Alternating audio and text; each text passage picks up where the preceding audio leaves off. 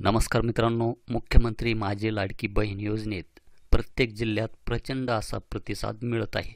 यामध्ये बहुतांश महिलांनी यामध्ये अर्ज हे केलेले असतील आणि अजूनही जे काही पात्र महिला आहे ह्या अर्ज भरण्यापासून वंचित असतील, कारण की सुरुवातीला बऱ्याच महिलांनी नारी शक्ती दूत ॲपवर आपले अर्ज हे भरलेले आहे आणि 1 तारखेपासून नारी शक्ती दूत ॲपमधील जे काही नवीन अर्ज आपण भरण्याचा प्रयत्न करतो तर तेथे आपल्याला नो न्यू फॉर्म ॲक्सेप्टेड म्हणजेच यामध्ये नवीन नोंदणी ही बंद झालेली आहे असं आपल्याला त्या ॲपमध्ये दाखवले जात आहेत।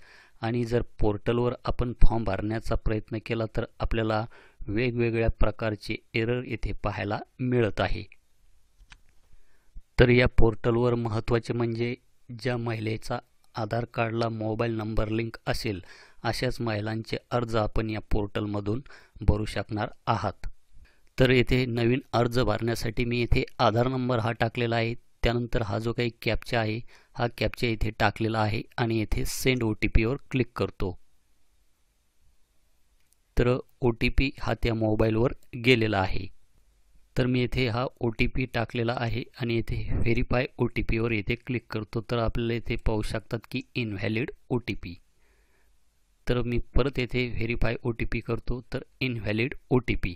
तर आपल्याला येथे 10 मिनिटाचा वेळ हा दिला जातो। तर त्यासाठी आपल्याला येथे व्हेरीफाय OTP याच्यावर क्लिक करीत राहायचे आहे। तर येथे इनव्हॅलिड OTP असाच आपल्याला प्रॉब्लेम यामध्ये जास्त करून पाहायला मिळत आहे। जर आपण PC मधून फॉर्म भरत असताना तर आपल्याला काय करायचे आहे की Google Chromeमध्ये आणि फायरफॉक्समध्ये आणि आणखीन एखादे ब्राउझर असेल तर आपल्याला तेथे आधार नंबर टाकून व्हेरीफाय OTP याच्यावर क्लिक करायचे आहे। तर आपल्याला तेथे टायमिंग पण दिला जातो की 10 मिनिटाच्या आत आपण तो OTP व्हेरीफाय करू शकता। तर यामध्ये OTP व्हेरीफाय करण्यासाठी आपल्याजवळ एकच असा फॉर्म्युला आहे, तो म्हणजे आपले प्रयत्न। तर यासाठी कोणताही असा एक फॉर्म्युला नाही की आपला OTP इथे लगेच व्हेरीफाय होऊन जाईल। बाय चान्स आपला OTP येथे लगेच व्हेरीफाय होऊन जाईल किंवा आपल्याला यामध्ये बराचसा टाईमसुद्धा लागू शकतो। तर त्यासाठी आपल्याला फक्त येथे प्रयत्न करीत राहायचे आहे। तर मित्रांनो, प्रयत्ने वाळूचे कण रगडिता तेलही गळे। प्रयत्न अशक्य वाटणाऱ्या गोष्टीही शक्य होतात, त्यामुळे आपल्याला येथे फक्त प्रयत्न हे करायचे आहे।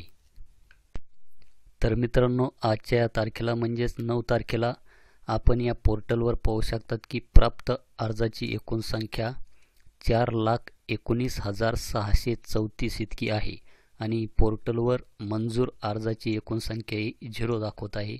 पोर्टलवर एकूण लाभार्थीची संख्या इथे पण 0 दाखवत आहे।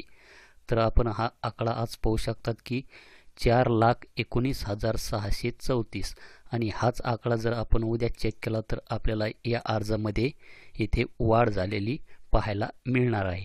त्यासाठी आपल्याला फक्त आणि फक्त प्रयत्न करावे लागणार आहे।